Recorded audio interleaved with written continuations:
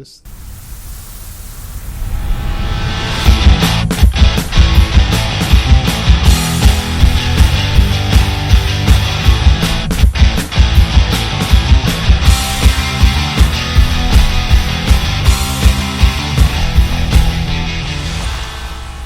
Man, I hope that wasn't too loud. Hope I didn't blow out anyone's eardrum. Well, welcome back to the KneeBar Reactions podcast. As always, I'm Alex. I'm joined by my co-host, Russ. What are we doing? The man, the myth, the legend. That's your nickname this week. That was last week, I thought it was. No. All right, so what happened is we actually have recorded our UFC on Fox 4 breakdown. We did it last week, and we were going to release it early because of scheduling conflicts. But so much ridiculous stuff has happened since we had to redo it that we had to do it again. So that is, I am the man, the myth, and the legend this week. Yes. So we're going to use it again because technically it was never used before. My mistake. It was never released, so that's going in the vault. We didn't have to tell them this. We didn't. But I like to be honest. I like to keep everyone in the know and everyone informed because that's the kind of guy that I am. Anyway, so this is the UFC on Fox 4 breakdown. UFC on Fox 4 was going to be, August 4th? August 4th at the Staples Center in Los Angeles, California. Los Angeles, headlined by Mauricio Shogun Rua and the pound-for-pound best light heavyweight in the world, Brandon Vera. No doubt. My favorite fighter, by far.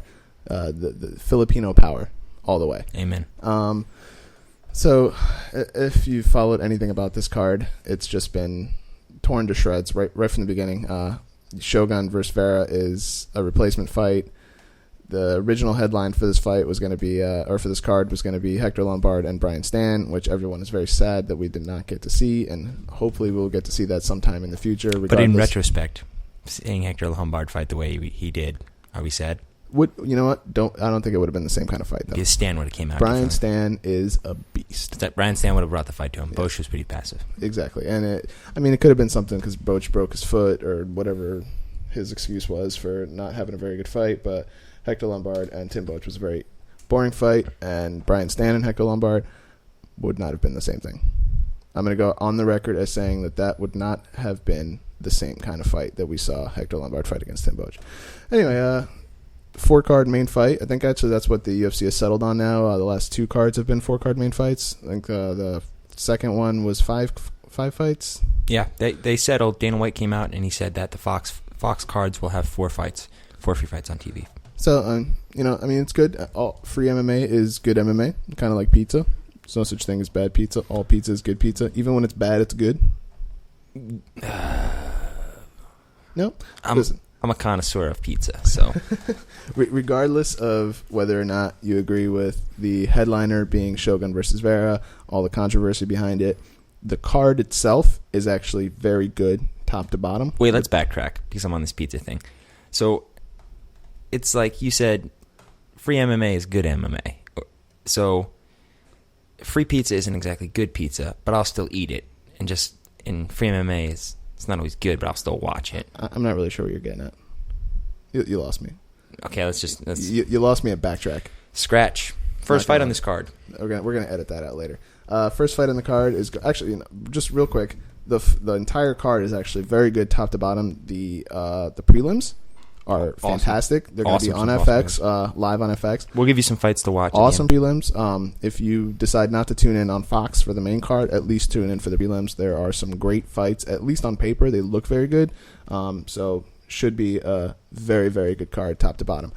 First fight on the card, I think it's going to be actually started off by Mike Swick and Demarques Johnson. Originally, it was going to be Jamie Varner and Joe Lauzon, but we're going to get to that in a second. First fight of the card will be Mike Quick Swick versus, I keep calling Demarques Johnson Demarques Johnson. I don't know why, because they're in like 2 separate weight classes. Yeah, Demarques Johnson is a much smaller man. Much smaller, and he's the Mighty Mouse. I don't even know how I can confuse the two. But Demarques Johnson versus Mike Swick. Mike Swick finally making his comeback to the UFC after a 2-year layoff. Yeah, one of the longest layoffs in UFC history, if not the longest. The only other person I could think maybe taking a layoff anywhere near that long would be like Tito Ortiz. Yeah, and he was gone for like... He was out for a year and a half? Yeah, at least almost a couple of years. Actually, I just saw the craziest thing today. Tito Ortiz was on the Joe Rogan podcast, and I'm an avid Joe Rogan fan. It's actually one of the reasons that I started the podcast. And, Well, you started the actually not you started the podcast because you just like to talk. No, because you tricked me into it. I did, but he was on. He was talking about. He made a YouTube video You bribed me with free pizza. I did. Well, you bring your own pizza and then don't offer anybody. But anyway, but Tito Ortiz was he was on the Joe Rogan podcast and he was talking about his back surgeries. There's a YouTube video of one of the back surgeries that he had, and it's like the gnarliest thing you'll ever see. It's like YouTube. It's Tito Ortiz neck or back surgery, something like that. But he had a herniated, or he had to get his spine fused at the base of his neck, and there's like you can literally hear like the doctor stick a piece of metal into his neck and then just start whacking away at it with a hammer, and it just like you just hear bunk bunk bunk bunk bunk, and he's going at it like full speed, like he's changing a tire. It's ridiculous. And then like you hear him screwing whatever it is that he's screwing into his neck, and it sounds like when you take a screw and you drill it into a piece of wood, and you hear that like wow. That's what it sounds like. It's disgusting. That's crazy. Yeah, it was bad. Anyway, yeah, I'm pretty down on Tito Ortiz with his with all of the injuries he always talks about. I think he's a whiner, but that's a topic for another time. So, listen, we're going to talk about Mike Swick, someone who has not whined over the past 29-month layoff. This guy's he's had a couple fights lined up in this time, so it's not like he's just taken off. He's had 2 or 3 fights canceled due to injury. He had a mysterious illness. Then he had, it was a knee injury. He tore his knee, his ACL, his MCL. I think his PCL, wrestling Josh Koscheck in practice. His knee was just torn to shreds. Yeah, in every possible way. He tore like all 3 major ligaments in his knee. So, yeah, he's coming back. The guy's just grateful to be back in the fight game. I read an article on ESPN about how he's looking for UFC gold. And, I mean, it's hard to think. Like, you think of Mike Swick as a contender, and it's like, oh, that's a long time ago. Yeah, it was a long time. It was almost 3 years ago. But this guy is 9-3 in the UFC in his career. And until his last 2 fights, he was right there. He was in a title eliminator fight with Dan Hardy. When Dan Hardy got his title shot against Georges St. Pierre, the win to get him that title shot was against Mike Swick. So Mike Swick is a very legit fighter. He's a top of the game guy. The big question, more than anyone else, is this guy's been away from the game for 2.5 years. So how is he going to come out? How is he going to look? I mean, if ring rust was ever an issue, it's going to be an issue with Mike Swick. Yeah, and Mike Swick, if he's been in the game for a long time. He was actually one of the original cast members from the Ultimate Fighter. He was on the Ultimate Fighter 1. He was actually in the light heavyweight. Actually, you know what? I don't know if that's for sure. I could be wrong on this, but he definitely fought in the UFC at middleweight. Had a lot of good wins at middleweight. Actually beat David Lyoto at middleweight. Beat Marcus Davis, Ben Saunders. You know, has a lot of big wins in the UFC. Has fantastic kickboxing. Fights out of AKA. AKA has produced some champions, and Cain Velasquez, Daniel Cormier, Kung Lee. Top-notch guy. Really well-rounded. Supposedly has a very good ground game, although we never really get to see it much. But he's known for his hands, and that's where he gets his nickname, Mike Quick Swick. He's known for, as Joe Rogan likes to say, punches and bunches. He's known to come out there, and he's known to just throw his hands and throw them a lot. So he throws combinations, and he throws them quick. He does have fast hands. So I don't know if he has the fastest hands, but he's up there with hand speed. He does like to throw punches. He gets throws a lot of strikes, and a high-paced guy. So. But one thing you do see with Mike Swick is, though, he is really susceptible to guys who have one-punch knockout power. His last loss to Paulo Thiago, he actually it was a submission. He actually got choked out with a Darce choke, but before that, he actually Paulo Thiago clipped him, and when he went down, Paulo Thiago just slapped the Darce on him, and then awesome thing. I mean, he didn't tap. Probably should have. Wound up passing out in the process. But that's a man right there. That is. Refuse to tap. I have to admire a guy like that, but I don't. I think fighters need to. If you're gonna break something, okay, tap. But if you're gonna go out, dude. You know what, man? Fighter safety is a big issue. These guys, they're taking a lot of punishment, and they're not really taking care of themselves. I understand like going out there and wanting to bang, but fighting is your career. You have to make it last for as long as possible. And some of these guys, I mean, you look at a lot of boxers, and they take a lot of punches to the head. There's a lot of brain damage. A lot of them get pugilistic dementia. What's his face? Guy Metzger recently came out and said that he was diagnosed with pugilistic dementia. So it's a give and take. But anyway, Mike Swick fighting Demarques Johnson. Demarques Johnson, also a Ultimate Fighter alum. He was on the USA versus UK season. He was actually a finalist. Trains with Jeremy Horn.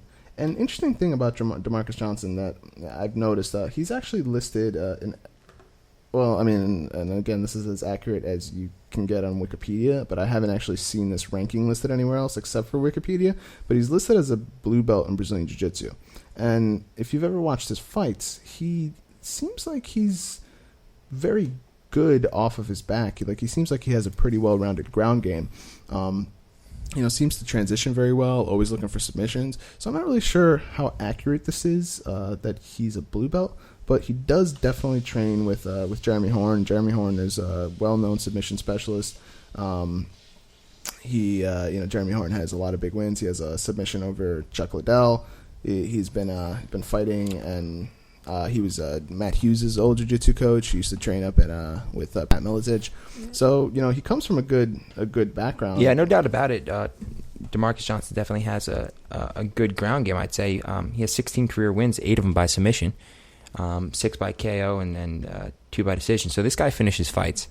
14 of his 16 fights are finishes, and 50% of them are by submission. So, like you said, that blue belt might be a little misleading. Although to his jiu-jitsu. His last fight, he lost to John McGuire, who's a guy out of the UK who's a Brazilian Jiu-Jitsu brown belt in his own right, and it was actually a beautiful submission. It was a reversal from Demarques Johnson was on the bottom trying to get a Kimura, and the reversal for the Kimura is the armbar, and John McGuire stepped over his head, caught him in a nice armbar, and John McGuire is part of this whole contingent of grapplers coming out of the UK now, like real high level jiu-jitsu guys like Paul Sass, just been cleaning up in the. Hey, do you find that odd?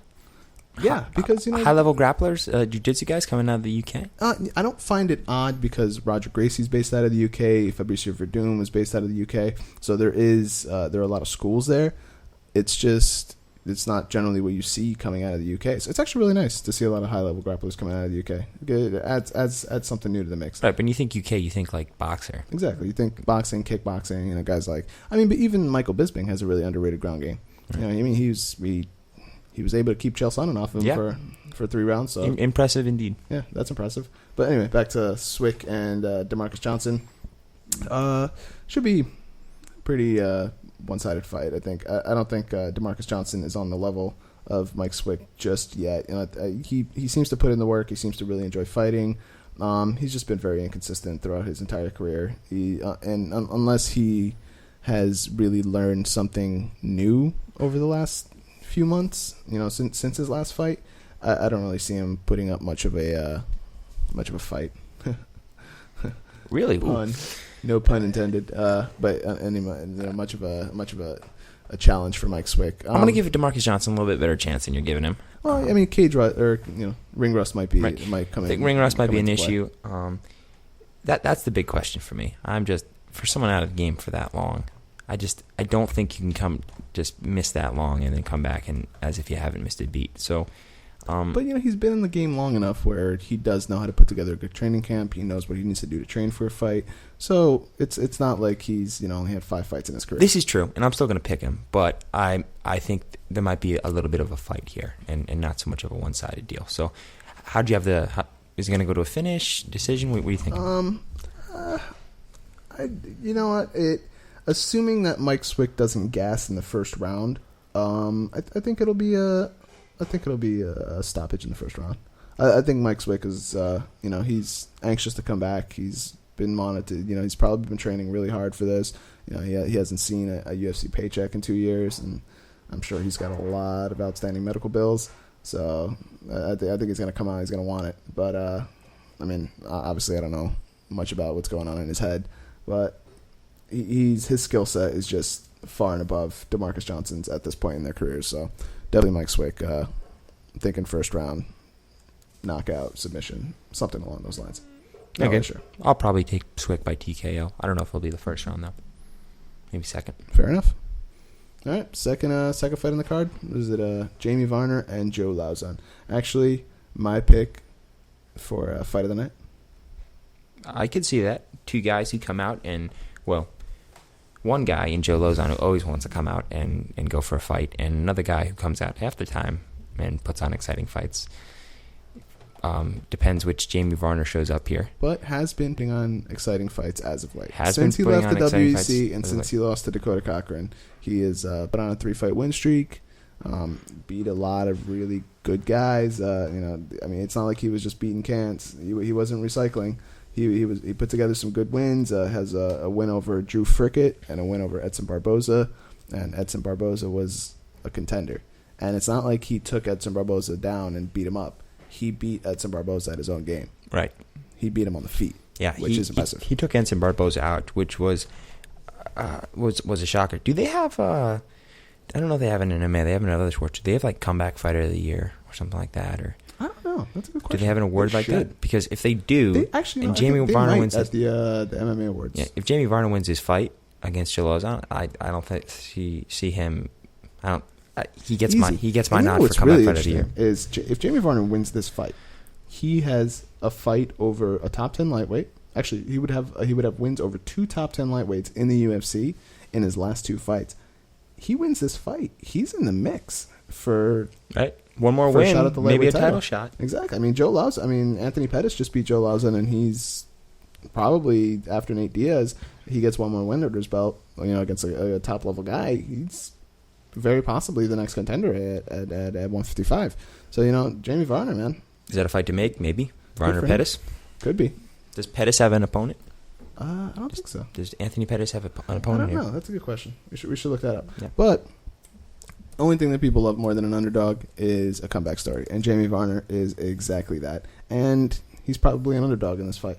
He was definitely an underdog against Edson Barboza. And there's nothing better than seeing a guy who was down on his luck, not really doing much, and had a lot of losses. Didn't really look like he was doing anything special. I mean, Jamie Varner at one point was the WEC lightweight champion. Then he lost to Benson Henderson.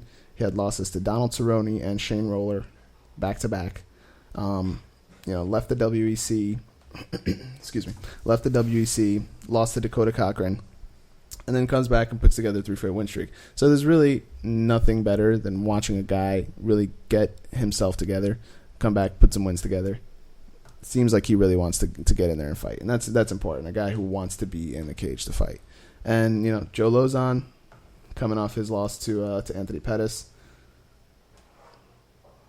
Get in there. Right. So, he's just staring at me with the blank look on his face. Just fact check. Well, I just fact checked here. Anthony Pettis does not have an opponent. So after this fight, maybe line him up with Jamie Varner. After this fight, Anthony Pettis said he wants a number 1 contender bout. So I don't know if they want to do that with Jamie Varner, but if he beats Lozon convincingly, maybe that's a possibility. I think this is going to be an exciting fight, and sorry we just kept talking so much about Jamie Varner, but I mean he really is the big story in this fight here. This guy, he comes from relative obscurity, to fight in the UFC, and he's fought in the UFC before, but he really made his name as a WEC lightweight champion. And Joe Lozon, former Ultimate Fighter as well. A lot of guys from the Ultimate Fighter now. I mean, the UFC's really put together a nice crop of fighters from the Ultimate Fighter. I think that's really what the biggest contribution has been from the Ultimate Fighter. It's really created a lot of superstars, but just like the influx of fighters that they get in multiple weight divisions. I mean, just at bantamweight and flyweight, or bantamweight and featherweight from 2 seasons ago.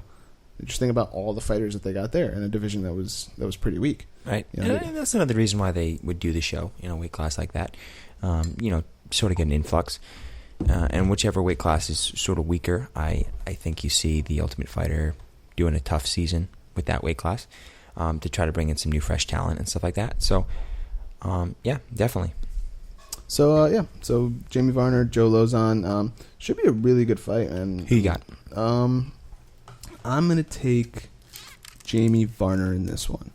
I like Joe Lozon. I like what he does when he's in the cage, but you never know with Joe Lozon what's going through his head. So sometimes he comes out and he just puts hurtings on guys. Like when he fought Gabe Rudiger, that was one of the most one-sided beatdowns I've ever seen in a UFC fight ever. And I've been watching, UFC and the UFC and mixed martial arts for a very long time, and he just destroyed Gabe Rudiger. And he was fighting in Boston, which must have been fantastic for him. But sometimes he'll come out and he just dominates guys, and then sometimes, and even like his fight against Melvin Guillard. I picked Melvin Guillard to win that fight. I never expected Joe Lauzon to come out and do what he did. Right. But then sometimes he'll come out 47 seconds. Yeah. And then sometimes he'll come out and he looks great in the first round, and then he just gasses out, like his fight with George Sotiropoulos. Right. So you never really know. He's very inconsistent. And then his fight with Anthony Pettis got knocked out in less than a minute. No, it was a minute 21 seconds. His last two fights were 47-second win over Guillard and 81-second loss to Anthony Pettis. So if it's a short, Joe Lauzon likes short fights, and most of his fights are short and they don't go to decision. He doesn't go to main decisions. I think he has very few decisions in his life. He only has one decision. Yeah, he's never won a fight by decision, and he's only lost one fight by decision. So his fights get finished. So I'd say in a short fight, I give Joe Lauzon a slight edge here. But in a longer fight, I think you give Jamie Varner the edge. I'm also going to go with Jamie Varner. I think Vegas is actually going to make Lauzon a favorite here. But I like Varner in this fight just because where he's coming from, he's on a win streak, he's hot. The only thing is I'm worried about Varner is the short turnaround from his last fight. I know he didn't take much beating, but it's still a short turnaround. I didn't get time to put a full camp in. It wasn't that bad. I mean, it's June, July. Okay, that's 3 months. I mean, I don't know how much time he had to prepare for this. Yeah, but he's replacing Terry Adam though. Second time Terry Adam dropped out of a fight against Joe Lauzon. That's because he's still recovering from the kick heard around the world. Out by Edson Barbosa. That was crazy. Disgusting. The wheel kick. That was terrible. But Edson Barbosa made it to almost the final round of the ESPYs for Play of the Year. Right. That would have been exciting if he'd won it. Would have been nice. But yeah, I'm gonna take definitely Jamie Varner on this one. I think he has all the tools to either come out and make this a long and drawn out fight. He can really he can really grind out a decision if he needs to. But we saw in his fight against Edson Barbosa, he can put a good fight together. All right, so then we both have Varner in this fight. We both see him as a re-energized, remotivated guy. We're going to move on to a little bit of This Week MMA. We're going to talk about Olympic combat sports since the Olympics are going on right now. We've already seen some judo competition. They've already handed out medals for some weight classes in judo. I think they've done most of the judo competition. Yeah, there's actually a lot of good matches. I haven't been able to catch a lot of them live or even on NBC, but I caught a lot of them on YouTube. A lot of really good matches. There's been a lot of really interesting matchups. There's a lot of Americans making really big waves in judo this year. Right. So really, both female and male judo competition. Yeah, there was one guy. He was from New Jersey. He just missed medaling, and oh man, we just spoiled it. We just told everyone we're from Jersey. Oh, dang! I'm sure they knew at this point, just by the accents alone. They knew. They got to know probably from the East Coast. Okay, we ruined it. Anyway, so we got judo. We got taekwondo coming up, also a combat sport, and we also have wrestling coming up in about a week. Am I missing any combat sports here? Boxing. Oh yeah, we also have boxing. There's been some boxing. That's a big one. Yeah. That was the big combat sport for a long time. It's dying a little bit. Maybe it's a telltale sign that I forgot about it.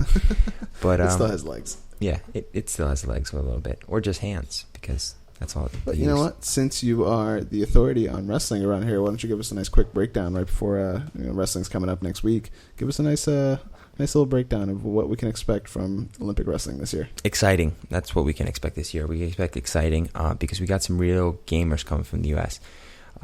Give us a guy to watch. Okay, guy to watch. Okay, the most surefire guy to win a gold medal. We got a couple guys contending to win gold medals. We have Jordan Burroughs, the reigning world champion at 74 kilos.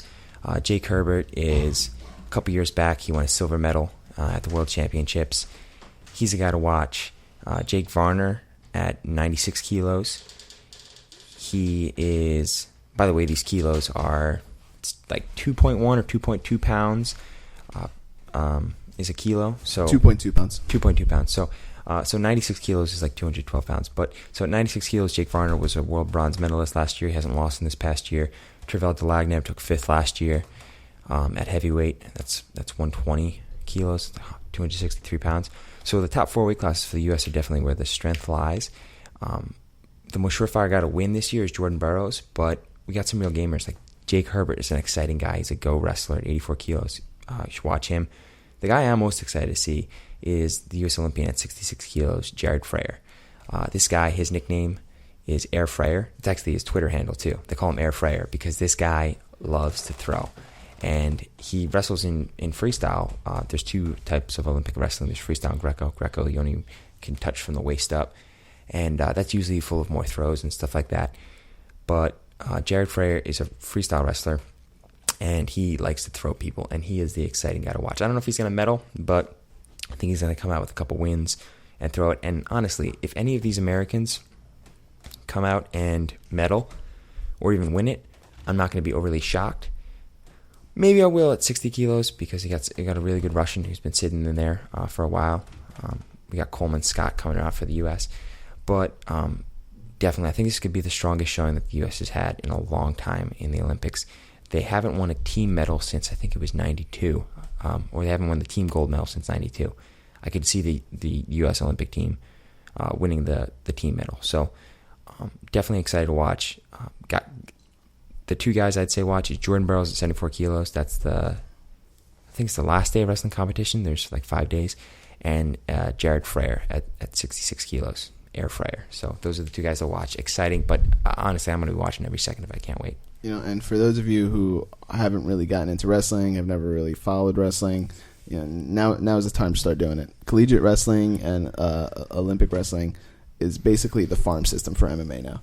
There are countless collegiate wrestlers that are making the transition into MMA, countless former Olympians. This is the time to do it, man. It's like basically watching high school baseball players and high school football players and collegiate football players before they go pro. It's a lot of these guys, they're going to make the transition into MMA because there's not a lot of combat sports that not a lot of sports that you can use wrestling for that is going to pay out as much as MMA does. Right, and that's been the big thing with wrestling in the past is people, let's say a kid's a good football player and a good wrestler in high school, and he's got an option. He can play either one of them in college. Even if he's a little bit better wrestling, he might go with football because he sees football having a chance of him playing on a higher level later on. But once you get college in wrestling, that's usually the highest level you go to. Unless you're a couple-time national champion, you're probably not going to wrestle on the world level or the Olympic level. So it's definitely, I think MMA for wrestlers is a good thing. I can name top-level guys. I name a bunch of guys I know that are going to be going into MMA right after collegiate wrestling. You've had national champs in the past couple of years, Bubba Jenkins, Darren Caldwell now. Just did that. Steve Mako is going to be fighting. Mako. Yeah, this guy Chris Honeycutt. He was a runner-up this past year for Edinburgh. Watch him. I think he's going to be awesome. He's a freaking freight train. So a lot of really good guys coming out for fighting. So yeah, and another cool thing about the Olympics this week is the IMMAF, which is the International Mixed Martial Arts Federation, actually met with the International Olympic Committee last week. They're fully aware that the MMA is not going to be an Olympic sport anytime soon, but they want to get their foot in the door and start the process for the possibility of mixed martial arts becoming an Olympic sport sometime in the future. And with the Olympics going to Brazil in 2016, it's going to be in Rio. There's a strong possibility that Brazilian Jiu-Jitsu is going to be introduced as an Olympic sport, much like Judo was introduced as an Olympic sport when the Olympics was in Japan, because the host country can choose, I think it's like 2 sports to introduce into the Olympics. It's a very strong possibility that sometime in the future, mixed martial arts could become an Olympic event. And, it'd be really interesting. I mean, M1 used to do those challenges where they would have teams from different countries come in and fight each other.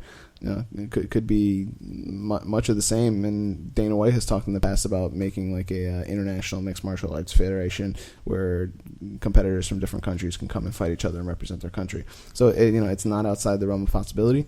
Could happen. Probably not going to happen anytime in the near future because I don't think mixed martial arts has gained enough steam yet on the world front.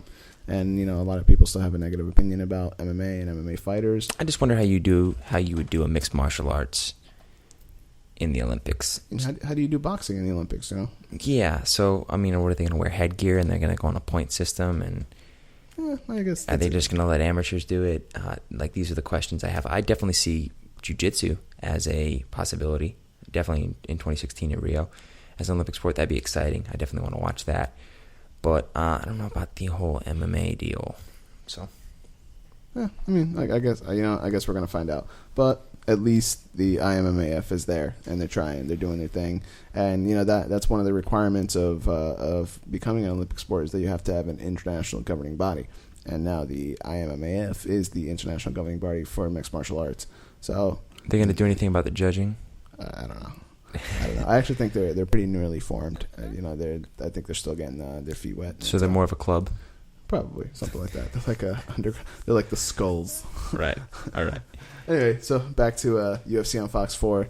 We're going to try to keep this one short because we're actually doing double duty today. We had a little bit of a scheduling conflict, so we got to record 150 later. So 150 later. So stay tuned. Anyway. Next fight on the card, co-main event in the evening because it is only a 4-fight main card. Lyoto Machida and Ryan Bader. Lyoto Machida coming off his loss to John Jones. Actually, really interesting about the co-main event and the main event of the evening is that all 4 guys that are fighting each other have all not only lost to John Jones, but have all been finished to John Jones in similar fashion.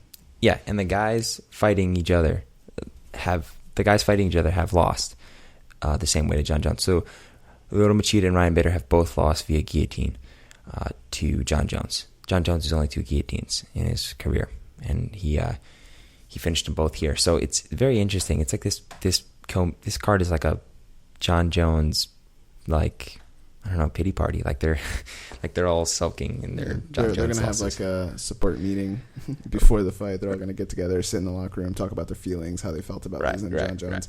Right. But Lyoto Machida coming off his loss to John Jones. This is his first fight back. Ryan Bader coming off of his win against, actually, who did he win? He beat Jason Brills, and then he beat one other person. Let's confer with the stat sheet. Quinton Jackson, Rampage. Quinton Jackson, that's right. Which was a good fight. It was actually Rampage's last fight in Japan, and I'm still really sad that it was that really should have been Rampage versus Shogun. That would have been an awesome fight. Yeah, go out in Japan like that. But that it was pretty lopsided decision. Rampage didn't actually make weight for the fight. It was fought at like a catch weight of 211 or something along those lines. But this is actually one of the better matchups on the card. It looks kind of strange on paper. The Division I All-American wrestler against Lyoto Machida. Lyoto Machida's never really fought, other than Rashad Evans, he's never really fought any. Actually, not. That's a complete lie because he fought Tito Ortiz, he fought Rashad Evans, he fought John Jones. I guess he's actually fought a lot of high-level wrestlers. He has fought a lot of high-level wrestlers. He fought Randy Couture, John Jones, Quinton Jackson, Rashad Evans, Tito Ortiz. I was completely off base with that one. He's actually a lot of really good wrestlers. Even going back in the beginning of his career, stuff Stephen Varner, Rich Franklin, who are pretty well-rounded fighters and have decent wrestling games. So, he's fought a lot of guys like that, and he's done a pretty good job staying on his feet. So, and when he does get to the ground, he gets up. So, well, I mean, and there's a lot of guys out there that are Brazilian Jiu-Jitsu black belts, but Lyoto Machida is actually a legit Jiu-Jitsu black belt. He's a black belt under Minotauro Nogueira, which Chael Sonnen will tell you isn't worth much. But I mean, he's actually competed in grappling matches. He has wins over real high level guys. He has a win over Ricardo Arona in a grappling match. So he's a high level black belt, man, and he can finish guys. He has submission wins. He has a submission win over Romeo Thierry Sokuju. Just say Sokuju. Yeah, no, but I like saying his first name. No one knows his first name. I think it's awesome. But yeah, he has an arm triangle over Sokuju. He's submitted guys in the past. So it's not out of the realm of possibility that he could finish you on the ground.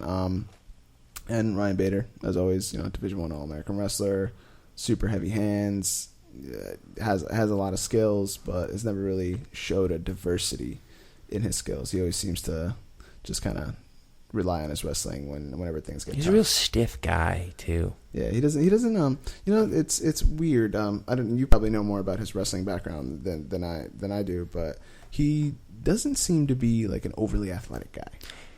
No, he wrestled at Arizona State University. I think he was a 2-time All-American, and he's a real stiff guy. And you can get wrestlers who are real stiff and just solid brick houses, and they're going to plow right through you and not overly athletic, and they could be really good wrestlers. And he doesn't seem like he has an incredible degree of athleticism, like we've seen with other wrestlers like John Jones and someone like that. So I don't think he's the most athletic guy, but he's definitely has physical gifts, but not the most. I don't know, I guess you'd say like nimble, jumping around type of guy. And he's incredibly stiff. powerful. Right? Yeah, he's real powerful. He's got heavy hands, and he's got a great double. He's a great double leg blast double, and but I could see where you're going with that, where he's not really that overly athletic, I guess you'd say. Yeah, and his stand-up game has progressed at a pretty good pace. He was really just a wrestler when he came up in the Ultimate Fighter. Always had, but like a lot of wrestlers, he has a big overhand right, has a lot of power behind it. He can really knock guys out. But he doesn't really have dynamic striking. He doesn't really have a dynamic ground game. No, but something interesting I saw though is that he has either the highest or the second highest striking defense percentage for light heavyweights ever. Like he doesn't get hit with significant strikes very often. Like he's really good at like dodging punches or covering up and stuff like that. I guess because he's got that real closed stance. He's got huge traps, and I don't know, maybe it keeps his arm stuck up. I don't know. But that's interesting. Interesting stat. I didn't know that one. But at this point, he's facing one of the better strikers in the light heavyweight division, and possibly in the UFC. A guy who's very hard to train for, has very unorthodox striking because of his karate background. We've seen a lot of guys get frustrated with him in the past. At one point, people considered Lyoto Machida a puzzle, and that nobody could figure him out until Shogun came in and solved that puzzle pretty quickly. But as good as this fight looks on paper, I guess. I just don't think Bader's on his level yet. Yeah, I don't think so either. I think, and Bader's been fairly inconsistent as of late. He came up and then he lost to John Jones, and then lost his next fight to Tito Ortiz, and won his last two fights. Obviously, he beat Jason Brills, who he was supposed to beat. I mean, that right. Fight was made so that he can beat Jason Brills. It was a feeder. And then beat Rampage Jackson, but beat an unmotivated, out of shape Rampage Jackson, who was, came in 6 pounds overweight and obviously didn't have a very great training camp. So we don't really know if Ryan Bader is really at that level yet. He was a highly touted prospect at one point, and a lot of people were tagging him as the next contender for the light heavyweight title. But I've always thought he was kind of overrated, and it's hard to call a fighter overrated because I don't really like to say that about anyone, because anybody who's going to get in there and take punches for a living deserves everyone's respect. But he's just never really impressed me as a fighter. I mean, he's never really impressed me as a dynamic fighter, and Lyoto Machida is all those things. He's a dynamic fighter. He's a former light heavyweight champion, has a lot of experience under his belt, has had a lot of big fights, has main evented a lot of fights. And for everything, or for what it's worth, Lyoto Machida only has 3 losses in his career, right? And his 3 losses are to Mauricio Shogun Rua, Quentin Rampage Jackson, which was an incredibly controversial decision. I had Machida win that fight. Yeah, I think most people. I think Rampage had Machida win in that fight. I think he admitted it after the fight, and John Jones. So I mean, that's not too shabby if you're going to lose 3 times in your career, to lose to those 3 guys, and one of them be incredibly controversial. I mean, all of them. It was 2 title fights and one against a former champion. So, no shame in those losses. He's only lost at the top. He's never lost anywhere else. And he arguably won the first round against John Jones. I'd say he definitely won the first round against John Jones. Till now, he's definitely put up the best fight of anyone to John Jones. And he's come out and he said that he's made a lot of changes and he wants to fight a rematch and blah blah blah. Obviously, everybody wants to fight for the title. Everybody wants to rematch for the title. I think Machida looked the best that anyone has looked against John Jones. And he's the only guy who's ever clipped John Jones. Right. So, and that was the whole deal. Can John Jones take a punch? Machida hit him pretty hard, and we figured that out there, that John Jones can take a little bit of a punch. I see where you're going, where with Bader might be a little overrated. I don't know if he's overrated, I just don't think he's risen to that level yet. I don't know if he was ever really overhyped. He might have been a little bit leading to the John Jones fight where they're touting the 2 undefeated guys.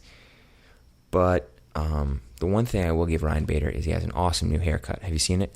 No, I have not seen it. Okay, he's rocking kind of a mini mole. It's kind of a mini mullet. So really?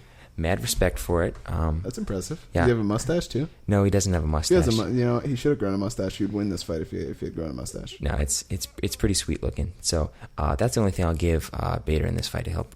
He'll have a better haircut, but I see Lyoto Machida dropping it with punches, but TKO. I gotta agree with you. I think Lyoto Machida is just has more tools at his disposal. He's a much better striker, and I don't think Ryan Bader is going to be able to compete with him on the feet. Yeah, so I guess we're both taking Machida on this one. Right. So real quick, right before we get into the main event, I just want to play a quick clip for you. This is a clip from the UFC on Fox 4 press conference that happened, I believe it happened on Monday. I'm going to say Monday. There was no drugs involved in this recording. Well, that's debatable. But just real quick, guys, this is a question asked by one of the reporters that were on the conference call to Dana White about the main event and the co-main event. This is a kind of a unique way to determine the number one contender. Is this a process that you're going to be using for more fights in the future? For Fox, yeah. Guys who fight on Fox are guys who are, who are in line for world title shots and the top ranked guys. I mean, you got Shogun, you got Vera. I mean, 20-6, 12-5. Lyoto Machida 17-3, Bader 15-2. I mean, these are the top 4, light heavyweights in the world. That's what you're going to see on Fox. Stop, please. Oh, my gosh. God bless you, Dana White. I mean, honestly, this guy, he is trying to sell this main event as best as he could. Dana White coming out saying the top 4 light heavyweight contenders in the world are fighting on this card. Maybe, okay, I'd say Machida and Rua are in there. But Bader... maybe on his best day. Yeah, he's still I don't know if he's up there in the top 4. But Brandon Vera, oh my gosh, there is no possible way Brandon Vera is in the top 4 contenders in the light heavyweight division. There's no way Brandon Vera is in the top 10 light heavyweights in the world. There's no way Brandon Vera is in the top 20 light heavyweights in the world. Okay, this main event, Mauricio Shogun Rua, former light heavyweight champion, former Pride Grand Prix champion. Legend of the sport. The guy has 17 career wins, and how many by knockouts? I think like 37. Yeah. He's got more knockout wins than he has actual wins. Like, this guy is legendary, and no, he's got 20 career wins, 17 by knockout. Dana White mentioned right there that he was 17-3. He's actually 20-3. He's 17-3 if you only count his wins that he's knocked people out by. Fighting Brandon the Truth Vera. And look, the truth is Brandon Vera has no shot in this fight whatsoever. You know that Brandon Vera during that conference call, he actually said that. Oh, and by the way, in case you haven't heard, this is now a title eliminator fight. Right. The winner of this fight, Dana White has confirmed this. The winner of this fight will get a title shot against John Jones. No. He came out. He did. Right? He came out a couple days ago, and he said, because he said the winner of the Rua Vera fight is going to get a title shot. And people were so up in arms that if Brandon Vera possibly won this fight, he would get a title shot, that he came out and said that the Machida Bader and the Rua Vera fight are both going to be title eliminators. He says whoever has the more impressive win on this card, which is going to be Rua, because he's going to make Brandon Vera look like a little girl, is going to get the title shot. So there's a possibility Machida or Bader could get this title shot. But how do you sell that? I don't know. Lyoto This is the first time I've done anything like Machida this. just lost to John Jones. Even if he comes out and he beats Ryan Bader impressively, what does that mean? That means you lose, and not just lose.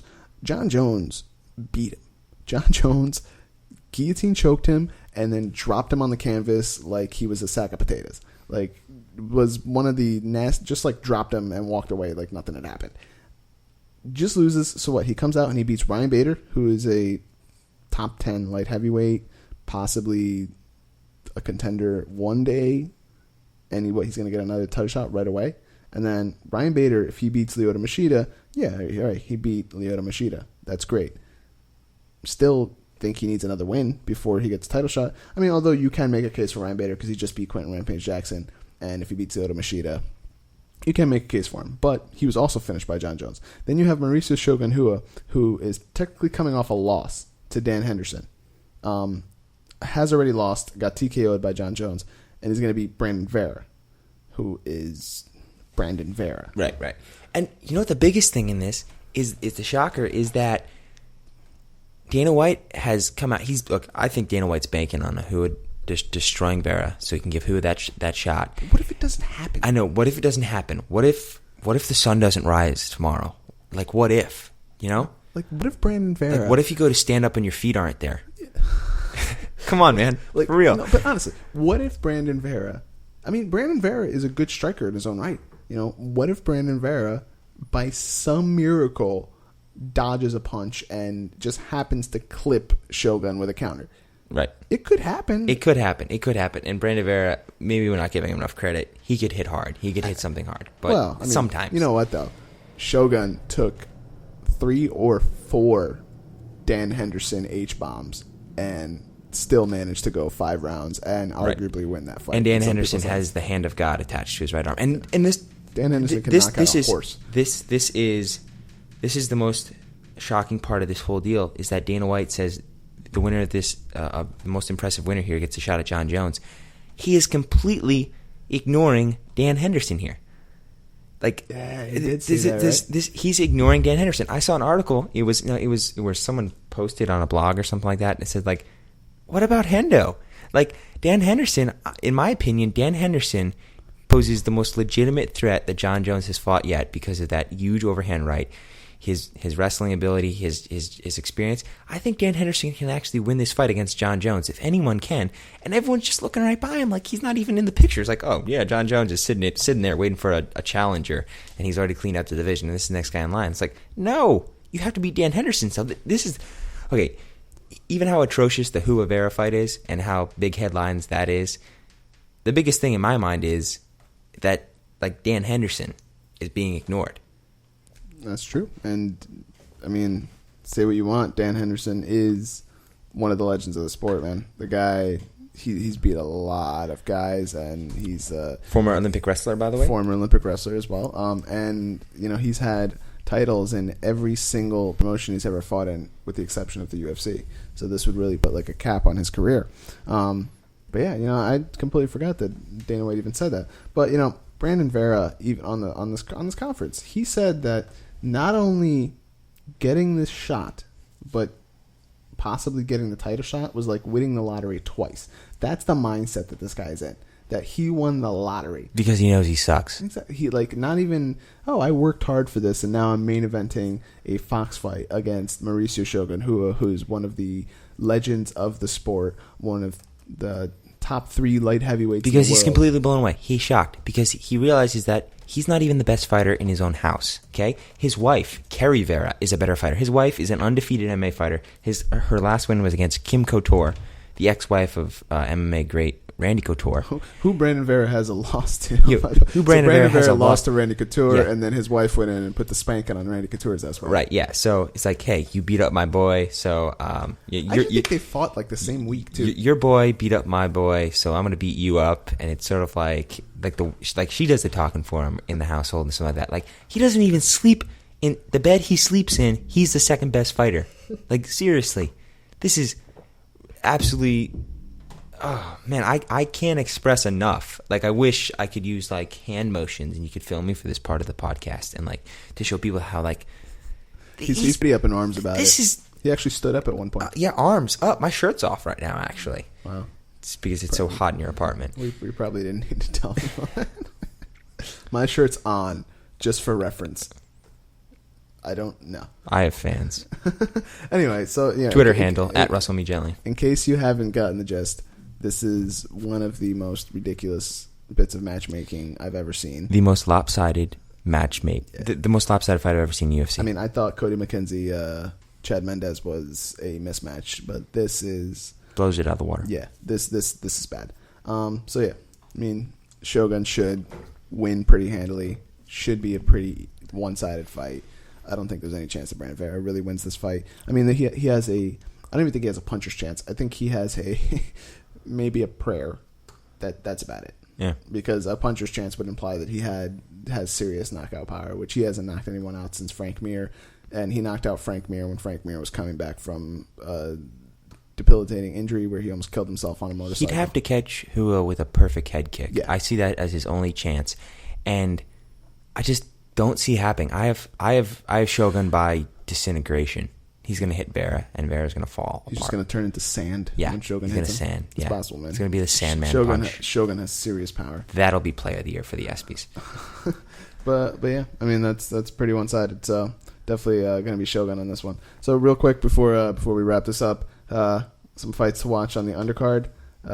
What do you got? Which one are you pointing to? And again, this undercard, top to bottom, one of the better undercards I've seen in the last couple of UFC events. Yeah, absolutely awesome undercard. There's a bunch of really good fights to watch here. I'm tempted to go with the Manny Gambarian fight against Michihiro Omagawa, but I'm not going to pick that one. I'm going to go with Phil Davis versus Wagner Prado. Wagner Prado's undefeated, 8-0, coming into the UFC. 7 knockouts, I think, right? Yeah, 7 knockouts, so he's got serious power versus Phil Davis. Phil, Mr. Wonderful Davis, exciting wrestler to watch, awesome top control, and high-level Brazilian Jiu-Jitsu, too. High-level Brazilian Jiu-Jitsu. He is a world champion in Brazilian Jiu-Jitsu at the blue belt level, and Right. already has a submission named after him. He is. The Phil Mora or the Wonder Bar. They have a couple different names for it. I think I saw on UFC Tonight that I think they named it the Mr. Wonderful. The Mr. Wonderful? That was the official tag, I believe. Okay. Well, anyway, it's like a reverse one-arm Kimura. They have Badass. They have 3 names for the move he pulled off.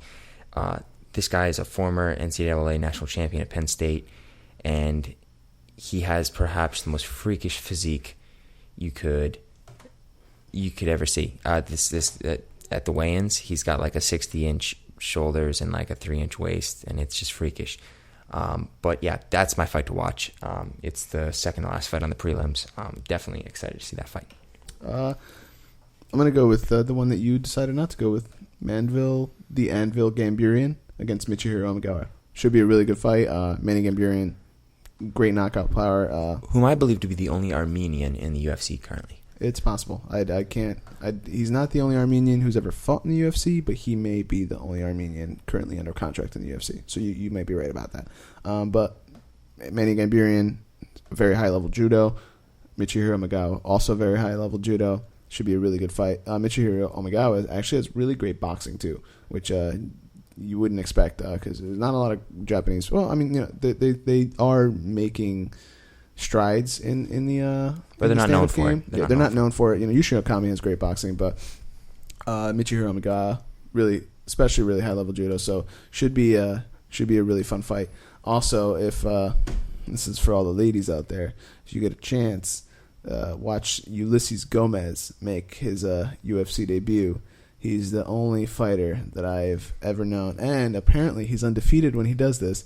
But he walks into Justin Bieber. Baby, baby, baby. Is that the name of the song? Baby. Okay. Never again. We must edit that out. But anyway, check it out. Ulysses Gomez making his UFC debut at flyweight. He's actually the Tachi Palace. He's the current Tachi Palace bantamweight champion, and he's making his flyweight debut in the UFC. Yeah, he lives in a palace, lady, and he listens to Justin Bieber. He listens to Justin Bieber. No, but there's so many good fights in the. Oh man, we got a couple English heavyweights. We have Ronnie Yaya's fighting. We didn't even mention him. Nam Phan versus Cole Miller is another fight. Nam Phan versus Cole Miller. That's a good one too. These are honestly, watch all of them. Don't miss this card. Undercard. And if you don't feel like watching the ones on Fox because whatever, I'm definitely. I wouldn't blame you if you decided to skip the main event altogether. Definitely give the undercard a try. Yeah, like if you have a date that night and you kind of go out and it's getting a little late and you got to get out to the date, but stay in at least early enough to catch the prelims because it's worth it. I mean, on the bright side, it's probably going to finish early. So, yeah, I believe so. Anyway, so this is the KneeBar Reactions podcast, the UFC on Fox 4 breakdown. The only UFC on Fox 4 breakdown worth listening to. If you made it this far, thanks for joining us. I'm Alex. You can follow me on Twitter at the Guard Fighter. That's at TheGuardfighter. Guard. I should probably spell the other one. So it's at the GUARD fighter. Yeah. And what's your Twitter handle? Yeah, I'm Russ, and it's Russ at Russell Me Gently. That's at RUSSELLME Gently. Follow us on Twitter. Log into the webpage, www.kneebarreactions.com. Thanks again for joining us, everyone. This is how we do. Peace.